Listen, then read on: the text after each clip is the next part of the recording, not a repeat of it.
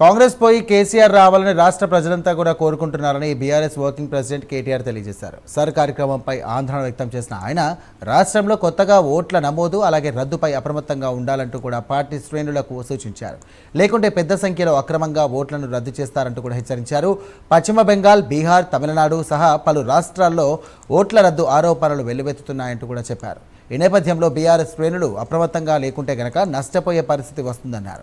Secunderabad assembly నియోజకవర్గ స్థాయిలో సర్పై నిర్వహించిన సమావేశంలో ఎమ్మెల్యేలు తలసాని శ్రీనివాస్ యాదవ్, పద్మారావుతో కలిసి కూడా కేటీఆర్ పాల్గొన్నారు. ఇక పార్టీ శ్రేణులకు సర్పై దిశానిర్దేశం చేశారు.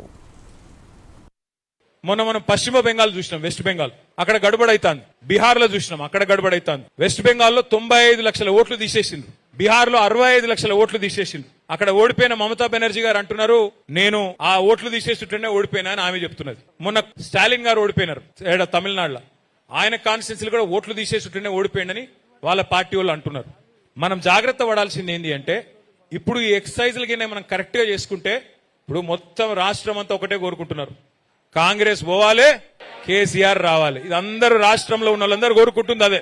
అయితే మరి అది జరగాలంటే మీరు బూత్ లో మీ పాత్ర చాలా ఇంపార్టెంట్. ఇవాళ మీరు కరెక్ట్ గా మనకి ఓటర్ లిస్ట్ చక్కగా చూసుకోకపోతే వాళ్ళకి జరిగిన నష్టం మనకు కూడా జరిగే అవకాశం ఉంటుంది. అందుకే దయచేసి నేను చెప్పేది ఏంటంటే, బిఎల్ఓతో పాటు కంపల్సరీ మీరు పోవాలి. ఆ ఎన్యూమరేషన్ ఫామ్ నింపుతుర్రా లేదా చూసుకోవాలి.